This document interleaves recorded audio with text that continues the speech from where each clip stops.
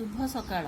मु आज दशम श्रेणी साहित्य सिंधु बहिर मंगल अइला उषा कविताटी पढ़ाइबाकू जाउछि।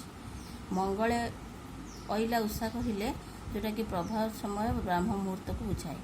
यही कविताटीर कवि होउछंती स्वभाव कवि गंगाधर मेहर। से 1862 रे बरगढ़ जिलार बरपाली ठार जन्मग्रहण करथिले।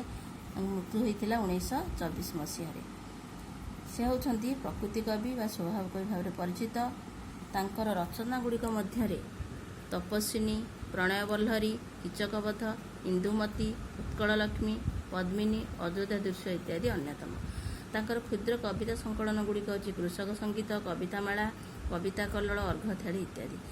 एवं तांकर गद्य आत्मजीवनी होची पुराण कवि फकीर मोहन। एई जो कविताटी तांकर तपस्विनी काव्यर चतुर्थ सर्गरु आसीअछि। एई मंगल अइला उषा कविताटी वाल्मीकि आश्रम रहुथिबा निर्वासिता सीता को प्रकृति किपरि स्वागत करिछि एवं प्रकृति को एठी मानव चरित्र से आरोप करी उपस्थापना करिसंती। तेणु एही कविताटी तांकर चोखी रागर रचना करा जाइछि।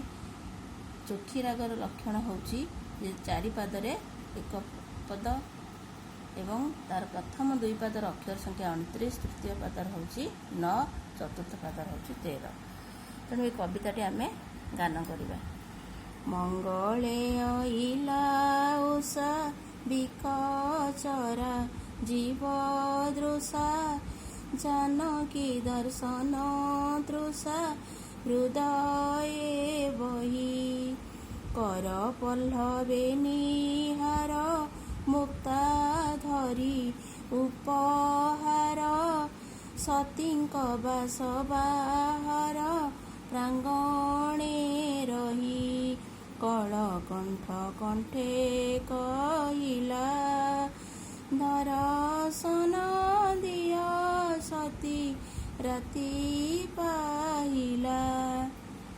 मंगले अइला उषा अर्थात प्रभात समय बा भोर समय रे उषा अर्थात प्रकृति राणी उषा जे कि सती सीता को दर्शन करने निमंते आसी एवं विकच राजीव दृशा। विकच अर्थात प्रस्फुटित पद्म सदृश नेत्र नहीं उषा कौन कर जानकी को दर्शन करिवार तृषा हृदय तृषा बहन करी आसी वाल्मीकि आश्रम उपस्थित होइछि।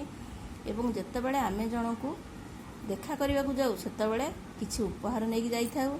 सेहीपरि उषा कौन करछंती तांकर कर पल्लव अर्थात कौलिया पत्र रूपक करे शिशिर निहार अर्थात शिशिर एवं निहार शिशिर रूपक मुक्ता उपहार धरी से आसी उपस्थित होइछंती। एवं सीता सती रहुथिबा वाल्मीकि आश्रमर बाहर प्रांगण रे अपेक्षा करिछंती। एवं कलकंठ अर्थात कोइली कंठरे कहउछंती जे दर्शन दिय सती राति पाइला। तेणु से सीतांकर दर्शन अभिलाषी होइछंती।